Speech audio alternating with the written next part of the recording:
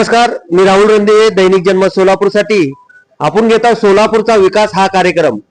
ह्या कार्यक्रमामध्ये आपल्या बरोबर यंग आमदार म्हणजे देवेंद्र कोटे साहेब आहेत आणि आपण त्यांच्या संगत संवाद साधणार आहे। आपल्या भारताची जनगणना व्हायला लागली आणि काय काय आहे या जनगणनेमध्ये 2-3 टप्प्यामध्ये हे जनगणना होणार आहे।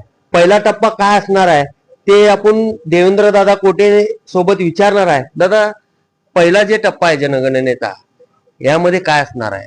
भारत देशाची राष्ट्रीय जनगणना 2027 उपक्रम अंतर्गत आता प्रथम टप्प्यामध्ये 1 मे ते 15 मे पर्यंत स्वगणना उपक्रम भारत सरकारच्या वतीने सुरू करण्यात आलेला आहे। सोलापूर शहरामध्ये सोलापूर महानगरपालिकेच्या वतीने हा उपक्रम आज सुरुवात झालेली आहे। मी स्वतः माझी स्वगणना नोंदणी या ठिकाणी ऑनलाईन पोर्टलवरती नोंदणी केलेली आहे। संपूर्ण माहिती भरल्यानंतर एक OTP मला प्राप्त झाला आणि त्याच्यानंतर माझी नोंदणी प्रक्रिया पूर्ण झाल्यानंतर मला 12 अंकी कोड देखील उपलब्ध झालेला आहे आणि या अनुषंगाने आता येणाऱ्या काळात महापालिकेचे कर्मचारी प्रतिनिधी नागरिकांना म्हणजे मला संपर्क साधून माझी माहिती भरण्यासाठी माझ्या घरी येणार आहेत। तर मी सर्व सोलापूरकरांना विनंती करतो, आपण सुद्धा डिजिटल प्लॅटफॉर्मवरनं उपलब्ध असलेल्या सगळ्या संधी जसे QR कोड असेल, गुगलवरनं आपण ही माहिती भरावी आणि आपली स्वगणना देखील या ठिकाणी करून घ्यावी। अधिक सोपी आणि सुलभ काम होण्यासाठी प्रशासनाने ही उपक्रम या ठिकाणी आयोजित केलेला आहे। आज 1 मेला या उपक्रमाला सुरुवात झालेली आहे। दादा, कोणापाशी मोबाईल नसतात आणि त्यांच्यासाठी काय सोय केली आहे प्रशासनाने आणि तुम्ही काय सांगितलं? भारत देशाची प्रगती अतिशय चांगल्या पद्धतीने झालेली आहे। भारतातले सर्वाधिक कुटुंबामध्ये एक ना एक मोबाईल माझ्या माहितीप्रमाणे आहे। तुमच्या बघण्यात अशी किती कुटुंब आहेत की ज्या कुटुंबामध्ये मोबाईल नाही आहेत?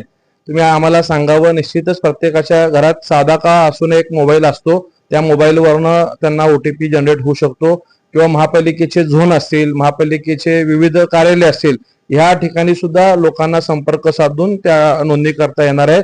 आणि वास्तविक पाहता सरकारचे सगळे कर्मचारी अधिकारी नागरिकांच्या घरोघरी त्या ठिकाणी जाऊन ही जनगणनेची प्रक्रिया करणार आहेत। परंतु स्वगणना म्हणजे आपण ज्या लोकांकडे ही उपलब्ध सुविधा आहे त्यांना सोप्या आणि लवकर या गणनेचा लाभ मिळावा म्हणून ही सरकारने केलेला एक उपक्रम आहे आणि आता आपण सगळ्यांनी लाभ घेतला पाहिजे। लक्षात असू दे सोलापूरकर, हे ज्यांच्याकडे मोबाईल आहे त्यांनी करू शकतात आणि ज्यांच्याकडे मोबाईल नाहीये ते स्वतः झोन वाईज